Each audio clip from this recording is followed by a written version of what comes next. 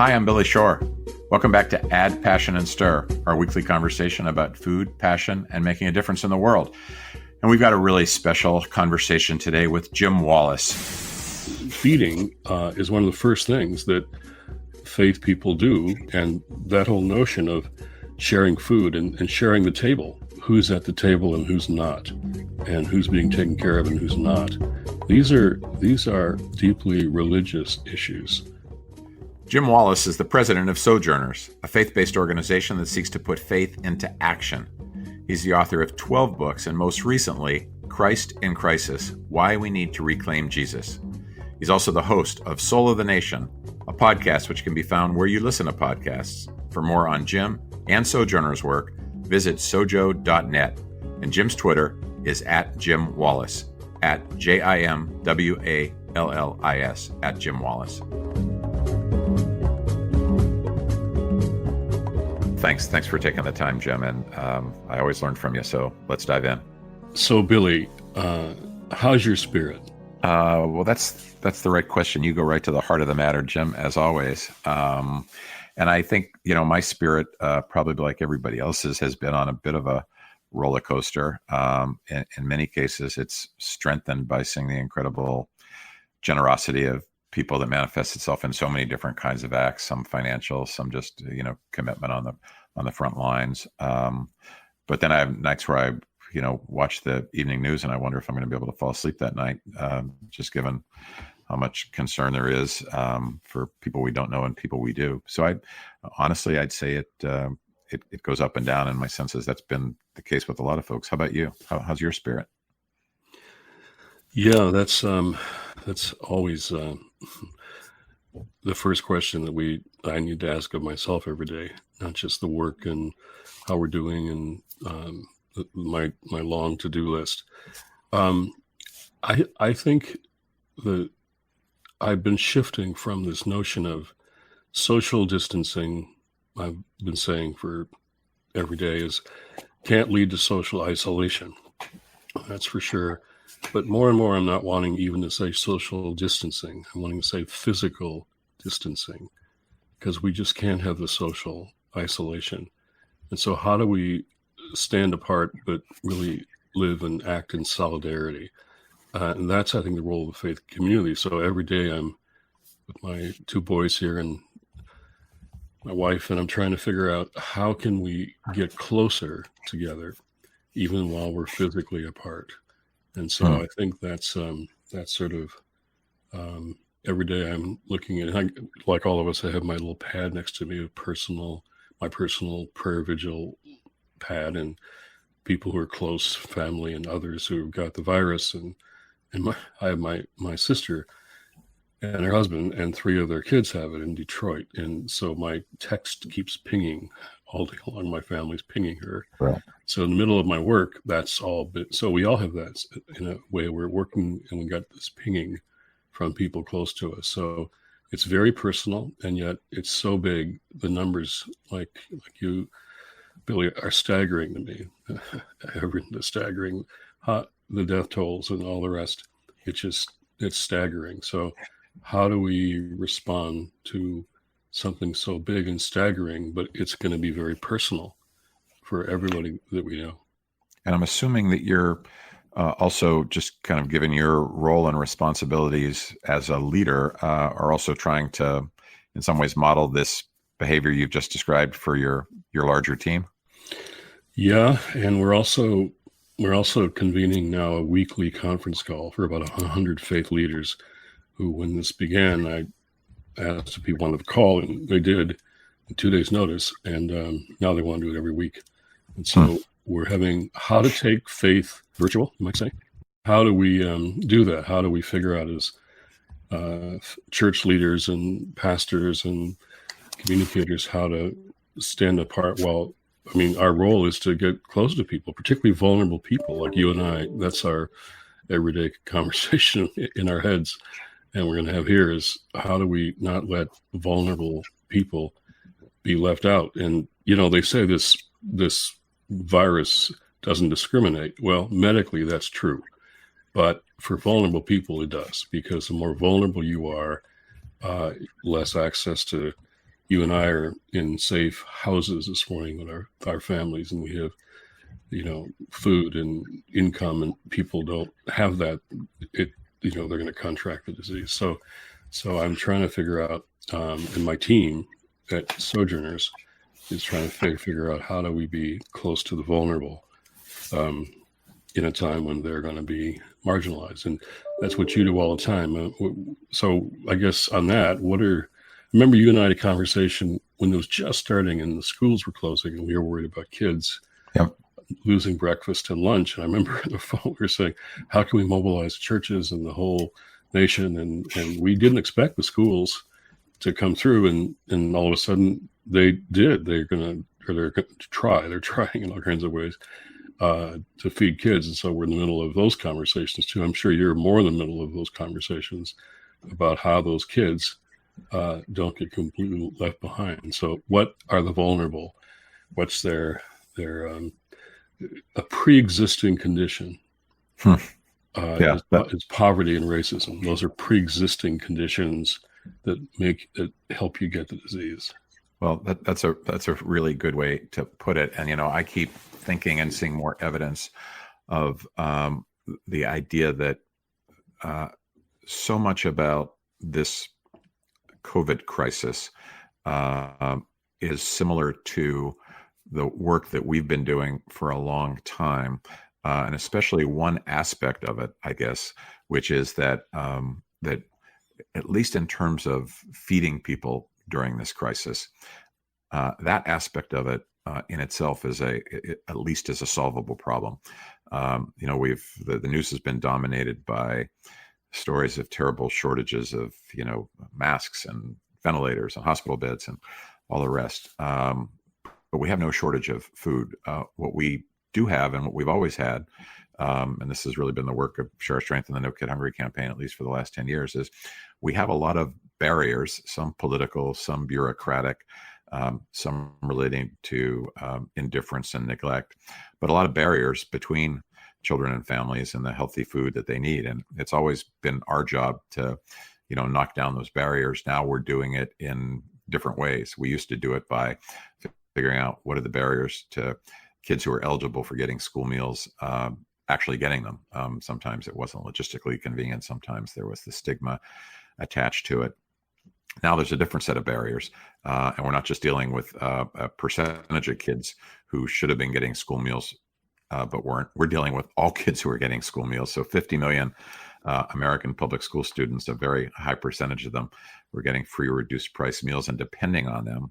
And now the barriers are not in the school. They're by virtue of the fact that we've had to move the feeding programs to the school parking lot or to the YMCA or to other places. But, ultimately, one thing I guess that gives me some encouragement is, again, at least this narrow piece of the crisis is solvable, but it exists for the same reason you were just describing. And I love the way you use the term pre-existing conditions. So the pre-existing conditions of inequality and lack of opportunity and poverty and all of these things which are tied to each other are the reasons that we're seeing so many kids and families struggling. And hopefully, I think we're all wondering in what ways, when we get to the other side of this, are we different? Do we just go back to doing things the way we used to do them? If we're able to take faith virtual, as you just said, will that continue after this, or will we go back to kind of the conventional ways? Are we going to think about people and families who've been struggling to eat during this crisis and then just go back to the way it was before? I think that's a big question. And I guess hopefully one of our responsibilities or charges from a leadership point of view is to help people see how we can make some permanent changes. So the next time there's such a crisis, the vulnerable are not as vulnerable. We're more on an equal footing. When you think about that, that's very, very close to my heart too. In fact, there's a text I've been thinking about, Ephesians 5:16. It says, "Redeem the time, for the days are evil." Redeem the time. The days are evil. So these are evil days in many ways. And I think we were living in some evil days before this virus hit, but it's now our time is different. It's you and I we're we're sheltering and with our families, and so many people are doing that, or they're on the front lines. Friends of mine, close people, are on the front lines. A lot of low-income people who aren't even residents and doctors, they're in the front lines too. But how do we take this moment? This virus is revealing so much of what was true before. How so many people, you said, well, were hungry before in this country, the richest country in the world. And so it's revealing what is wrong that we've either not recognized or we've accepted it. And how can we redeem this time to look at not just immediate response to people, which you're doing every day to feed people, but also how this will change us, how we act, how we lead, what we do now will change us going forward. History is being changed by this. So how will those changes result in our being different going forward? And food, you know better than I, it reveals so much, why people are hungry. There is enough food. There is enough. Why are people hungry? And what are you seeing for kids, especially what you see? When you say things would change permanently in terms of food, what would that mean, do you think? Well, I wish I knew. I hope it means that there's the consciousness that's been elevated now remains there. So we've been doing this work for a long time, and we've always had a good base of support. But suddenly we've heard from people. I'll give you an example. We've had 35,000 individual small donations in the last 18 days, which for us is unprecedented. We, typically get 30 or 40 individual donations a day, and we're seeing, sometimes as many as 1,500 or 2,000. 92% of them, Jim, are new first-time donors, and they're all saying the same thing: is we've got to make sure that that we feed the kids who are being impacted by this. So anybody and in the early days of this crisis, there was a lot of attention to the fact that schools were closing and kids who depended on school meals weren't going to be able to get them as they used to. So some 30,000 people for the first time have said, I've got to act on this fact that kids are hungry. The same kids were, dealing with the same issues before this crisis, but it didn't have people's attention the same way. That's right. So I'm hoping there's a broader base of support and a higher level of consciousness that makes this work, less the exception and more the rule. How's the faith community? I know I'm sure it's impossible to generalize, but how's the faith community? Where are they putting their focus? Are you able to crystallize that? Well, as you know, we've got the phone with these calls. We've got Catholic Charities and lots of people, even the people who do the kind of rescue mission soup kitchens, they're on the line. Certainly for Black churches, Hispanic churches, Asian American churches, white churches, we're all looking at who's vulnerable among us. And that's because that's our job. And yet that's becoming more clear to us. It's revealing what our job always is. And I think that's really becoming a very powerful thing. And we're on the phone last night with the same people, Catholic, evangelical, mainline Protestant, Black, Hispanic churches, about what we're saying to Congress. And one of the places they haven't acted enough is in the area of food. SNAP, this supplemental nutrition program, has got to be increased. It's got to be strengthened. And then we do that in our local communities, and it brings people together. I was struck with all the early millennial elder people talk. It was millennials who got their phones together in New York and figured out, as they only can, how to find elderly people who want what they needed food-wise and to deliver the food to them. So feeding is one of the first things that faith people do, and that whole notion of sharing food and sharing the table. The table is this week is this will come out after that, but Holy Week is this week, and we had a Last Supper at a table with Jesus sitting with his disciples, and somehow the table and who's at the table and who's not, and who's being taken care of and who's not. These are deeply religious issues for us, and how to find those people in our communities, but then also how to advocate and press government to put the needs of those people, the least of these whom Jesus talked about, the least of these are the least important in Washington.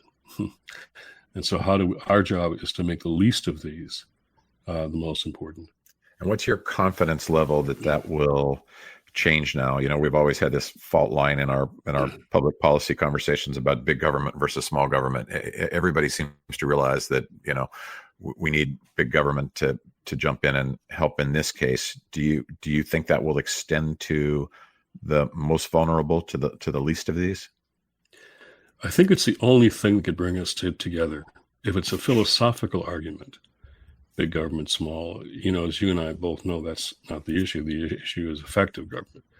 It's working with the nonprofit world and the private sector, but government, what's clear is government in a time like this is the only place big enough to respond.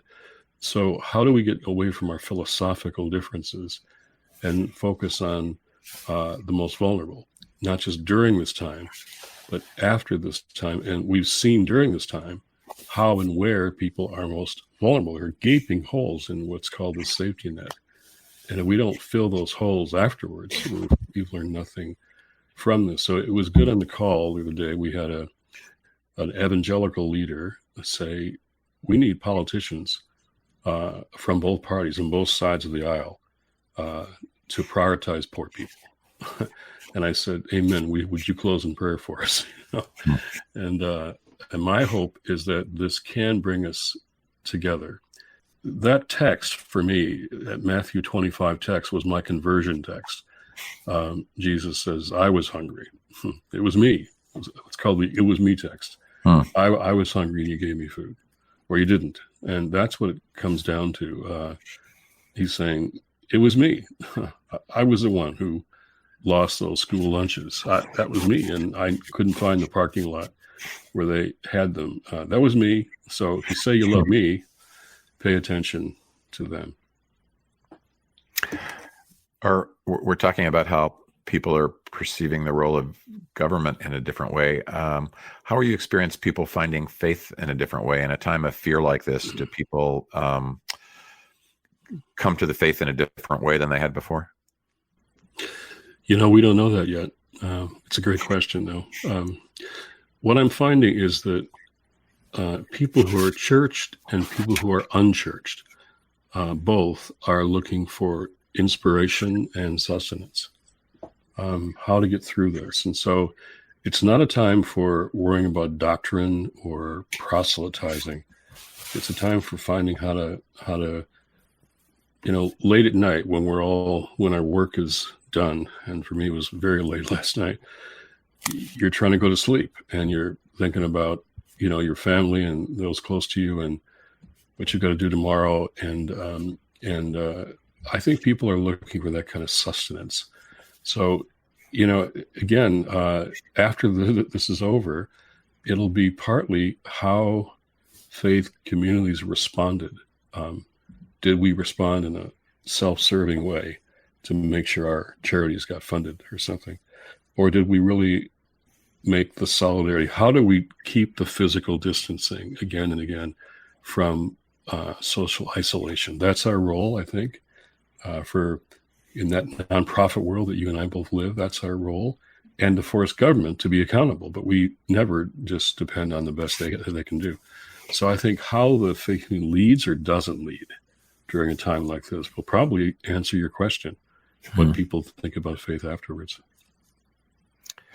What else should our government be doing now? We've been focused probably more narrowly at our end on an issue that you raised, which is SNAP, formerly the food stamp program. We think it's the most systemic and most important way to ensure that families will have the resources and can spend them with dignity and respect to make the best choices for their families. That's only one piece. We've also been doing a lot to kind of knock down some of these barriers that I talked about. It used to be that only a child could access a school meal, and we've changed that so that parents can actually go pick up the meals at the sites. It used to be you could only pick up one meal, and we've changed that so that you can pick up 3 or 5 or 10, so you don't have to go out every day.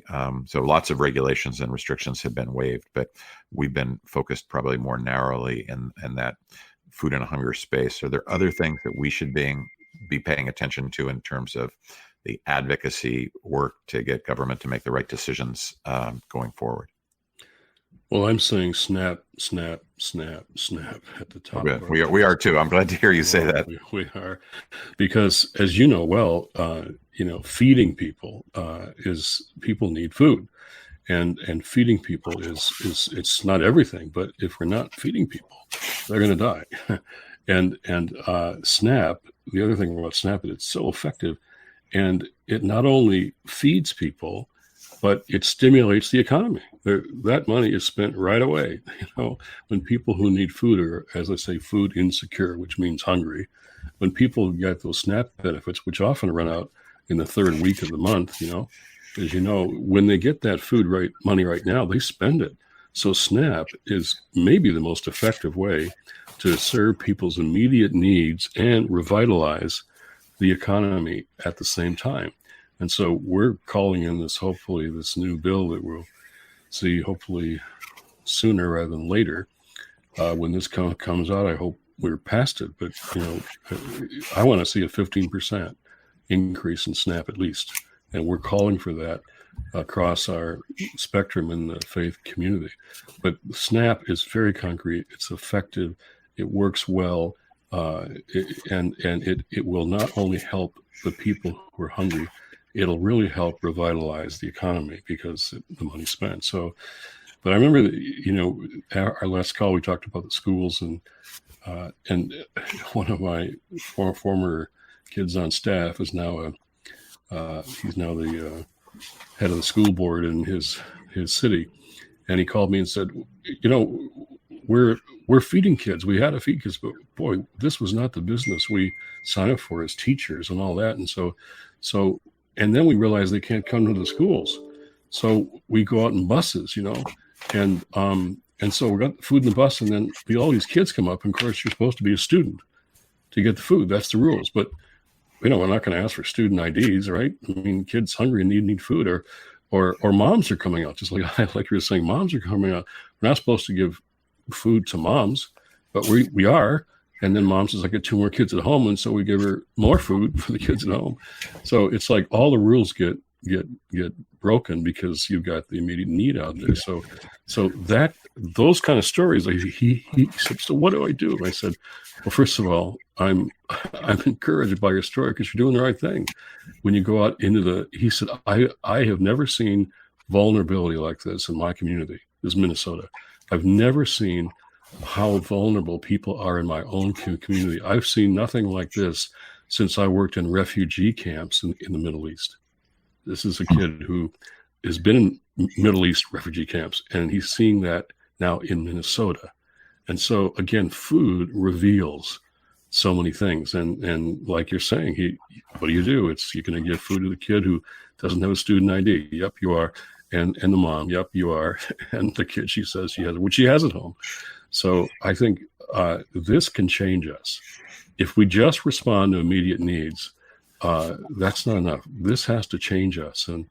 And when so many people are giving to your work for the first time, that's an indication that this could change us. I hope it does. Well, Jim, I'll share a really interesting story right along these lines, almost like the mirror image, opposite in a way of what you were talking about. But it has to do with a conversation I had last week with a kind of a corporate exec who oversees a kind of a holding company of lots of small businesses. And he was saying to me that the Small Business Administration, in his view, had gone from being the slowest agency in the country to, one of the fastest. And he said they did it by, getting rid of all their regulations, all their rules. He said, we know there's going to be some fraud. We know there's going to be some abuse. That's okay. We need to act with speed. The greater good is to, get these funds out there. Now, I haven't usually heard business leaders say the same thing about the SNAP program. And we all know that over the last 15 years, we have wrung out, 99.9% of any fraud or abuse that ever existed there. That's right. But this notion that, that's human nature, that's going to exist in every sector. It's now okay in the business sector, at least according to some of the folks that I've talked to, because they understand the need to help the majority of folks who are going to benefit. I hope people bring that same empathy and larger worldview to the social sector, because we deal with programs that aren't perfect, but we know that in 99% of the cases they have their intended impact, and we tend to get hung up on some sensational stories about 1 or 2% of the cases. But I'm hoping it creates a larger worldview for a lot of folks. Moving fast. I like that, moving fast, because when we had this meeting on the phone with all these these Catholic bishops and Salvation Army and National Association of Evangelicals, National Council of Churches, very diverse politically and theologically. And we decided to act on SNAP in the middle of the Senate debate on the first bill. And like business, churches don't move fast, and church organizations and denominations don't move fast. But we had a statement in the hands of the senators the next day.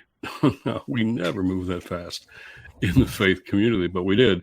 I had senators emailing me back saying, thank you. This brings the moral authority of the churches to this debate about SNAP.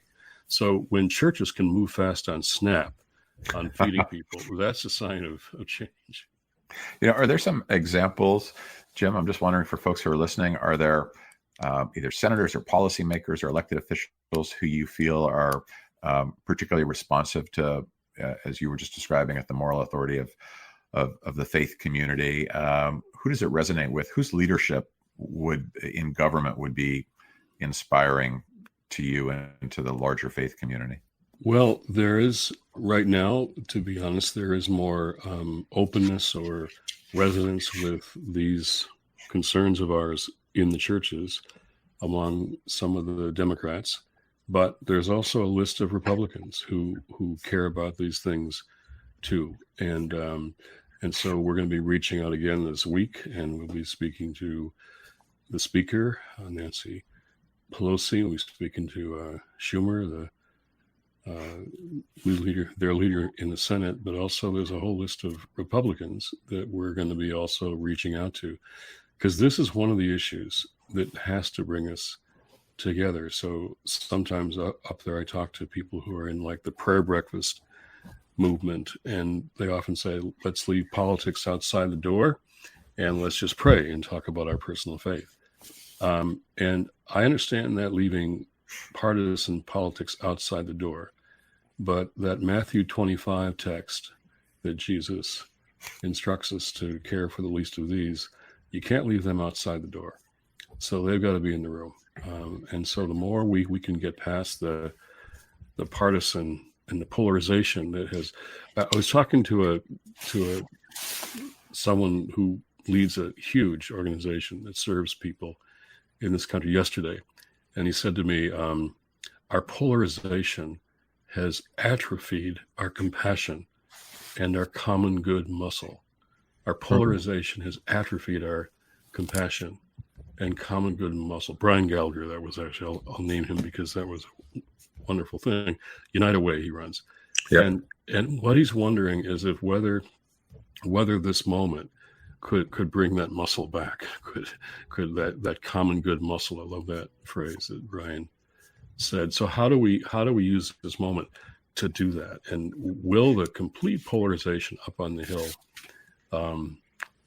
will that be changed at all by this? But it takes leadership all up and down. Mayors that I'm talking to and governors, a lot of them are showing tremendous leadership right now. Probably certainly much more than we see at the White House in particular, I want to say. But local leaders have to serve people. They have to get jobs done, fix problems. And so a lot of the leadership that we need, I think, is really more at that state and local level. Well, I'm going to play this podcast before I go to bed because you're leaving me much more hopeful and less fearful about the future. And you're helping me see some real good that could come out of this. So thank you. Well, when we were worried about the kids, we all saw these kids going to lose school lunches. A talk with you was one of the first talks I had, and I knew that I was talking to the right place, because that was it. How we respond to this is going to be a sign of where we're going. So I'm very grateful for you and for your work, and you're responding to the practical moment of feeding people, which I think is becomes really sort of an archetype, if you will, of how we're going to respond. So I think we should keep talking. This is good, because when we talked about this feeding thing with kids right at the beginning, when we weren't sure what would happen, and I thought, well, got to talk to Billy Shore about this, and so we talked, and I'm glad we're still talking. I am too. Thanks for your work and for your words, Jim. They give a lot of us inspiration and hope, and help us connect to faith sometimes in ways we didn't even realize that we were capable of. So thank you. Billy, I'm so glad to speak with you today, and so grateful for you and all the work that goes on. So bless you, my brother. I'm Billy Shore. You've been listening to Add Passion and Stir. You can go to our website, addpassionandstir.com, and find our other episodes, and you can rate us and rank us and share this conversation with others. Thanks to the team at Share Our Strength and the No Kid Hungry campaign, and our producer at District Productive, Paul Woody, for making this possible. Add Passion and Stir is distributed by District Productive. Our executive producer is Peter Ogburn. Add Passion and Stir is the creation of Billy Shore, Debbie Shore, and Paul Woody Woodhull.